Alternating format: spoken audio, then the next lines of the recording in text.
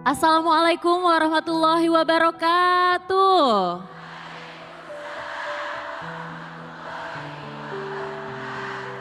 Bunda, alhamdulillah senang sekali saya Zizi Syahab hadir menemani Anda dalam kajian hati. Seperti biasa hari ini sudah ada Ustadz Hilman Fauzi. Assalamualaikum Ustadz. Waalaikumsalam warahmatullahi wabarakatuh. Dan hari ini tema kita adalah tak rata bukan berarti pilih kasih, melainkan adil karena niat yang bersih. Masya Allah, langsung saja kita kasih kesempatan untuk Ustadz memberikan kajian untuk kita semua. Silakan Ustadz. Bismillahirrahmanirrahim. Assalamualaikum warahmatullahi wabarakatuh.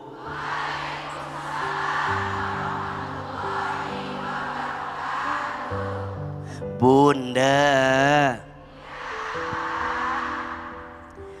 setiap kita harus bersikap adil dalam setiap kebaikan yang kita hadirkan. Allah Subhanahu wa taala berfirman, A'udzubillahi minasyaitonirrajim, wa in hakamta fahkum bainahum bil qisti innallaha yuhibbul muqsitin. Kata Allah, dan jika kalian sedang menentukan satu kebijakan, sedang menentukan satu kebaikan, maka tentukanlah kebaikan itu dengan adil. Sesungguhnya Allah mencintai orang yang berbuat adil. Pertanyaannya, ma ma'nal adil? Apa itu adil? Adil itu bukan berarti harus sama. Adil itu bukan berarti harus seimbang. Bukan hanya itu. Adil itu punya makna wad'u syai'i fi mahallihi, menempatkan sesuatu pada tempatnya. Maka adil bukan berarti sama, tapi adil itu menempatkan sesuatu pada tempatnya. Termasuk izin. Bunda di rumah tangga, kadang bunda sulit menghadirkan keadilan kepada suami. Contoh, sering dengar bahasa kalau ada uang abang disayang, kalau nggak ada uang astagfirullahaladzim. Mohon maaf ketika suami ada, Masya Allah cintanya luar biasa. Tapi ketika suami nggak ada, kadang-kadang kita pergi meninggalkan dia apa adanya. Hati-hati, itu tidak adil. Betul?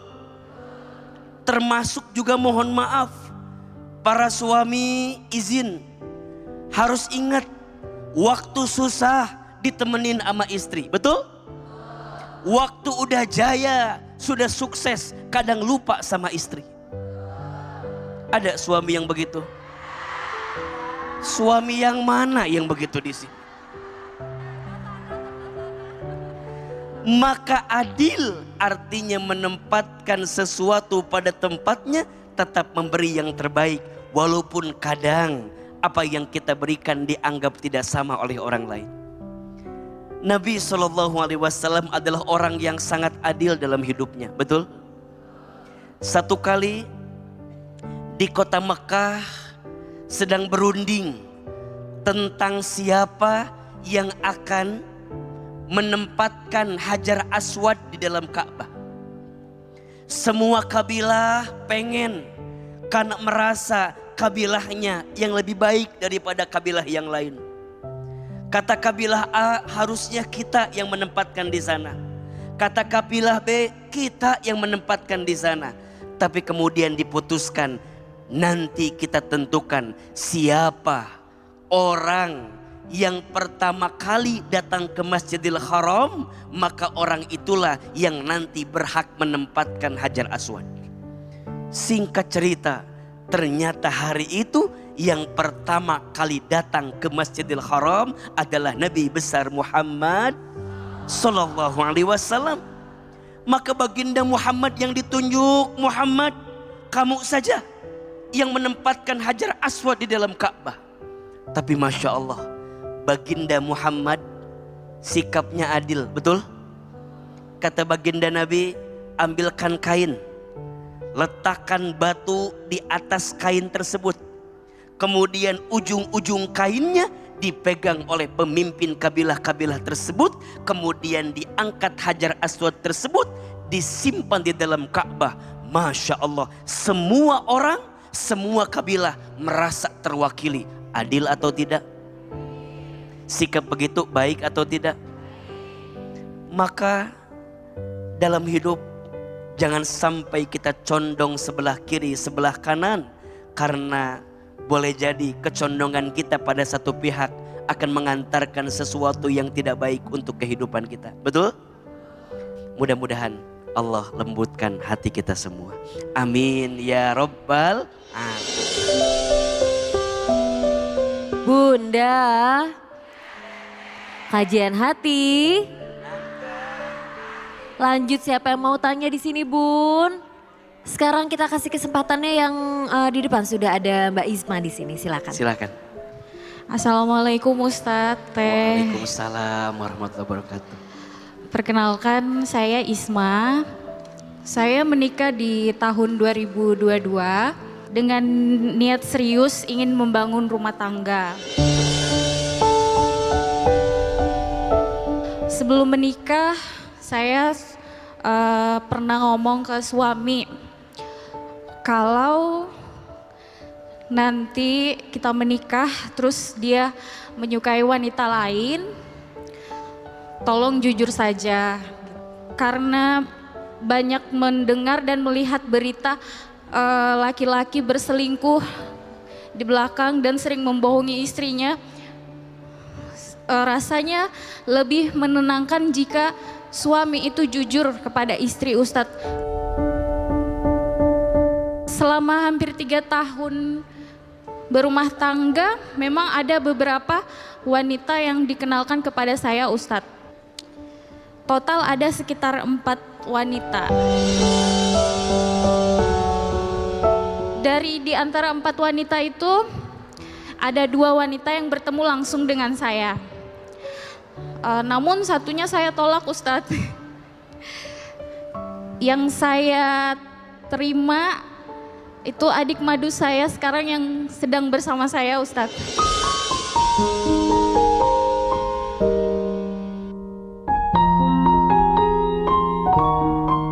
Saya dari awal sudah mempersiapkan hal terburuk, seburuk mungkin kalau misalkan nanti di rumah tangga saya ada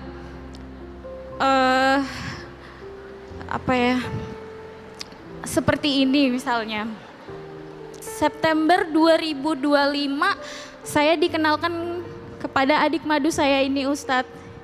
Kami bertemu langsung, sudah beberapa kali jalan bareng, sering kolan juga. Adik madu saya juga udah deket banget sama anak saya, Ustadz.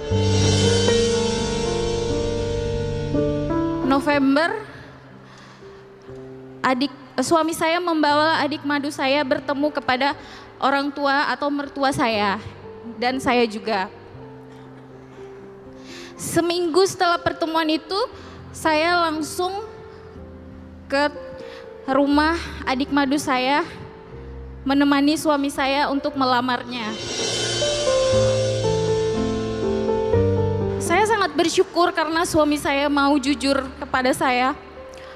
Dan menurut saya dengan dia jujur, dia sudah terhindar dari zina di belakang saya, Ustadz.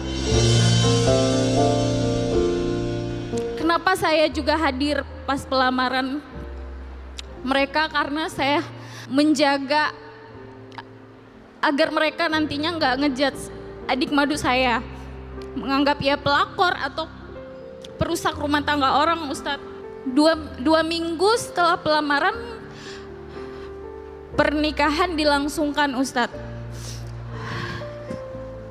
Tapi H-1 sebelum pernikahan berlangsung, saya sempat menangis kepada suami. Lalu suami mempertanyakan, apakah saya sanggup menghadiri pernikahannya? Tapi saya menyanggupi itu, Ustadz. Dan besoknya pernikahan dilangsungkan.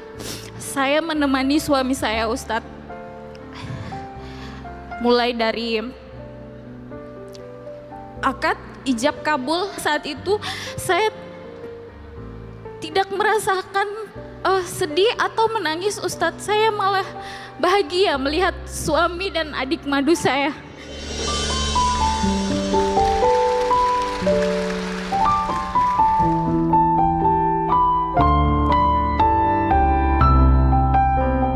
Hatimu terbuat dari apa, Mbak? Dari apa? Aku dari tadi udah nggak beres-beres mewek loh. Dan hari ini hadir, Ade Madunya hadir. Ada. Ikut juga. Oh ada. Adik, Masya Allah. Boleh berdiri izin. Sekarang Ahilman ingin coba ke izin. Siapa nama Ade Madunya? Ya, Assalamualaikum warahmatullahi wabarakatuh. Pak Ustadz. Waalaikumsalam warahmatullahi. Dari awal emang sudah tahu bahwa suami kita itu memberitahukan dia sudah punya istri.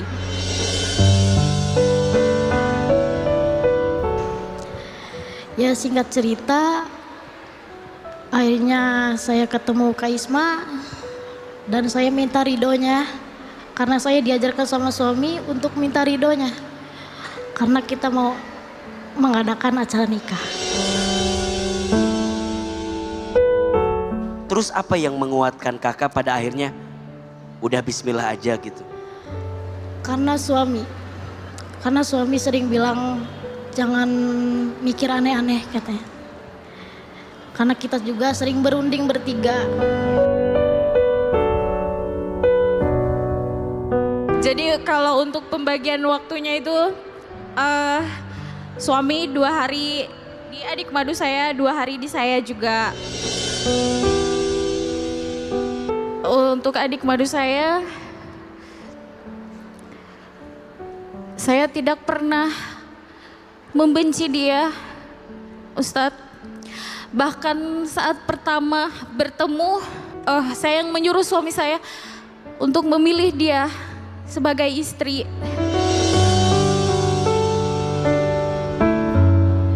Saya akan sayang seperti adik saya sendiri, Ustadz.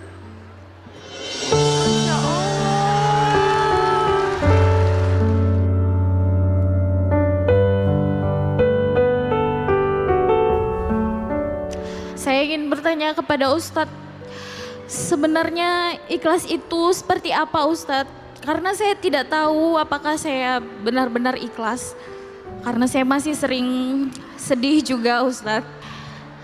Apakah dibenarkan jika alasan saya membolehkan poligami lebih karena takut diselingkuhi, bukan karena alasan syar'i? Apakah niat seperti ini salah, Ustadz?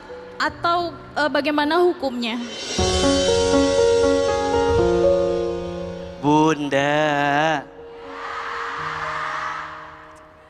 ikhlas itu artinya bersih, bening, menyerahkan semuanya hanya kepada Allah.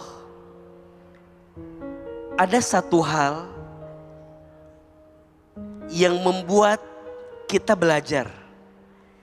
Jika tidak ingin merasakan kehilangan, jangan merasa memiliki. Kadang, kenapa hati ini masih merawat rasa benci terhadap apa yang pergi dari diri kita? Karena rasa kita terlalu memiliki terhadap apa yang hanya dititipi. Kak Isma mengajarkan kita bahwa kejujuran adalah kunci kebaikan. Kejujuran adalah fondasi kebahagiaan. beliau sampaikan kepada suaminya, jika di hatimu ada rasa suka kepada perempuan yang lain, tolong sampaikan kepadaku. Dan di sini Kak Isma menyampaikan pelajaran penting. Setiap laki-laki memang punya potensi untuk menyukai perempuan lain selain istrinya. Cuman kadang rasa suka itu beda-beda cara menghadirkannya. Ada yang mohon maaf.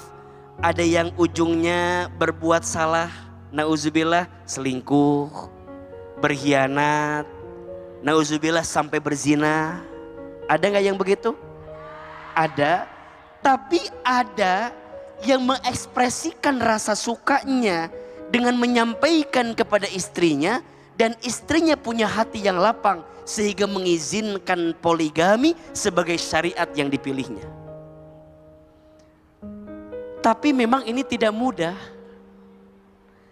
Tidak semua orang punya hati seperti Kak Isma. Apalagi yang ada di sini. Sulit. Dan ingat, tidak semua laki-laki mungkin bisa belajar dari hatinya laki-laki seperti suaminya Kak Isma dan Kak Ulfi. Berbuat adil itu tidak mudah. Betul? Tapi Ahilman percaya, Kak Isma, Kak Ulfi, kalau dari awal hatimu sudah kuat, maka ke depan insya Allah akan semakin kuat juga menjalaninya. Tapi kalau boleh Ahilman kuatkan, mungkin pertama kuatkan imannya, yang kedua tambahkan ilmunya, dan yang ketiga hadirkan kebersamaan agar kita tidak merasa kehilangan dari sosok yang ada bersama dengan pasangan kita. Beliau bertanya, apakah boleh saya berpoligami karena takut melakukan dosa, takut diselingkuhi dan seterusnya? Jawabannya boleh. Dan Kak Isma sudah paham bahwa yang namanya laki-laki, termasuk mungkin suamimu di sini, memang punya kecenderungan untuk menyukai perempuan lain di hatinya. Tapi di sini juga yang perlu dijadi catatan adalah seberapa kuat suami untuk bersikap adil kepadamu ketika dia memilih untuk poligami. Maka nanti dilihat terus, semoga semakin badai itu datang, semakin kuat kalian melewatinya.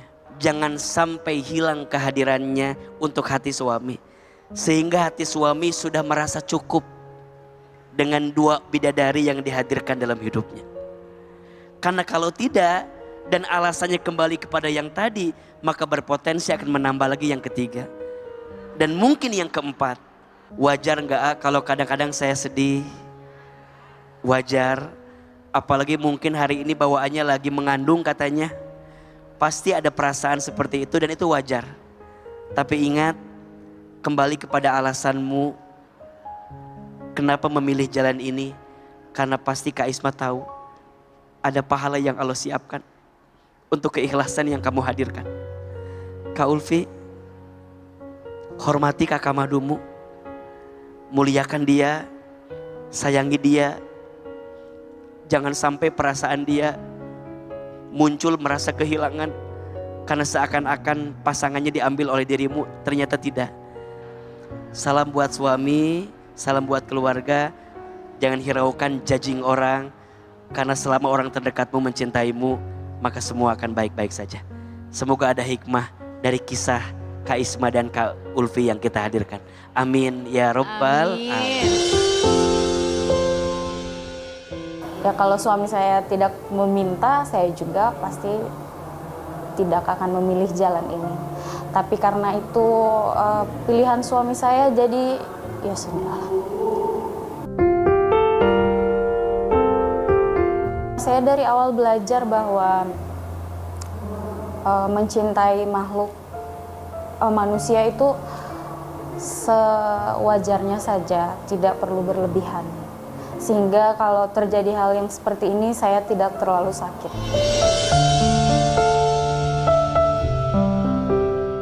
Saya lebih tahu arti ikhlas itu seperti apa. Saya jadi tahu bahwa bersedih atau menangis itu bukan berarti kita nggak ikhlas. Ya berharapnya semoga kelak kita bisa dipersatukan di surganya Allah nantinya.